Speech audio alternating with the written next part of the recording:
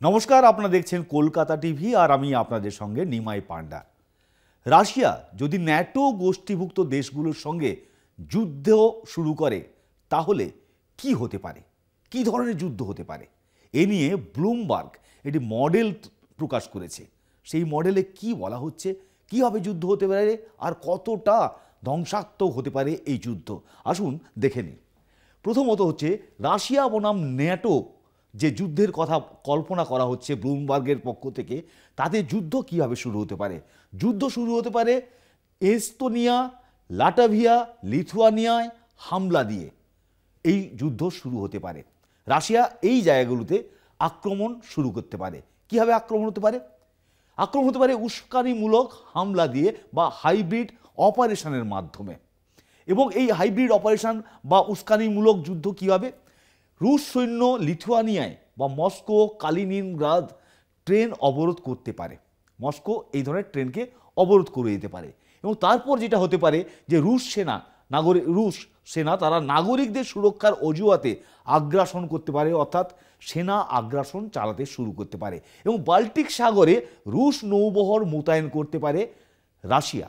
এবং তারপর কি হতে পারে না, যে পোল্যান্ড বাল্টিক যে সংযোগস্থল রয়েছে সেখানে সুয়ালকি গ্যাপ বিচ্ছিন্ন করা হতে পারে। অর্থাৎ সুয়ালকি গ্যাপ যদি বিচ্ছিন্ন করা হয় তাহলে কিন্তু ন্যাটো গোষ্ঠীভুক্ত যে দেশগুলো রয়েছে তারা সমস্যায় পড়বে। এবং পোল্যান্ড বাল্টিক যে সাগরের সংযোগস্থল, সেটা যদি গ্যাপটা যদি বন্ধ করা হয় তাহলে থাকছে সরাসরি সেনা আগ্রাসনের সম্ভাবনা। অর্থাৎ একেবারেই এই যে যে প্রক্সি ওয়ার দিয়ে বা মডেল করে উস্কানিমূলক যে সেনা মোতায়েন করে তারপর সেটাকে সরাসরি সেনা আগ্রাসনে নিয়ে যেতে পারে রাশিয়া। এবং সেখানে কি হবে, পুতিন তার রাশিয়া যদি ন্যাটো সামরিকভাবে প্রতিক্রিয়া দেয়, অর্থাৎ ন্যাটো গোষ্ঠীভূত দেশগুলো যদি সামরিক প্রতিক্রিয়া শুরু করে, অর্থাৎ ওরা যদি সরাসরি যুদ্ধে নেমে পড়ে, তবে রাশিয়া পাল্টা পোল্যান্ড, জার্মানি, সুইডেন, ফিনল্যান্ডে ক্ষেপণাস্ত্র হামলা করে দিতে পারে।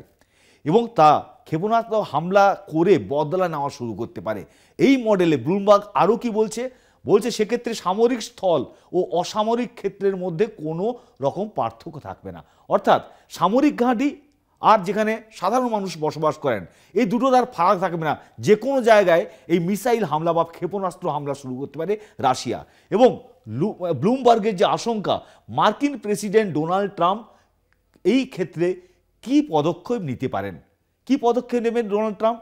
আমরা ইসরায়েল ইরান যুদ্ধের ক্ষেত্রে দেখলাম যে তিনি হয়তো ট্রুথ সোশ্যালে লিখবেন ভ্লাদিমির পুতিনের সঙ্গে কথা বলুন, রাশিয়ার প্রেসিডেন্ট ভ্লাদিমির পুতিনের সঙ্গে কথা বলুন।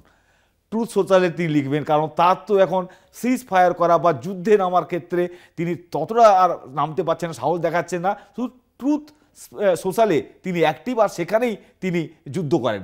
এবং রাশিয়া ইতিমধ্যে, কারণ এই যে ওখানে গিয়ে তিনি বলতে পারেন যে পুতিনের সঙ্গে কথা বলুন, আর রাশিয়া ইতিমধ্যেই ইউরোপ সীমান্তে সেনাঘাঁটি শক্তিশালী করেছে। রাশিয়া কিন্তু এই যে ব্লুমবার্গের মডেলের কথা বলা হচ্ছে যে রাশিয়া যদি ন্যাটো গোষ্ঠীভুক্ত দেশগুলিতে আক্রমণ করে তাহলে কি কি হতে পারে, এটা হয়তো কাল্পনিক ব্লুমবার্গের, কিন্তু বাস্তব কথা হচ্ছে যে রাশিয়া ইতিমধ্যেই ইউরোপ সীমান্তে সেনাঘাঁটি শক্তিশালী করছে, যা একেবারেই কাল্পনিক নয়, একেবারে বাস্তব।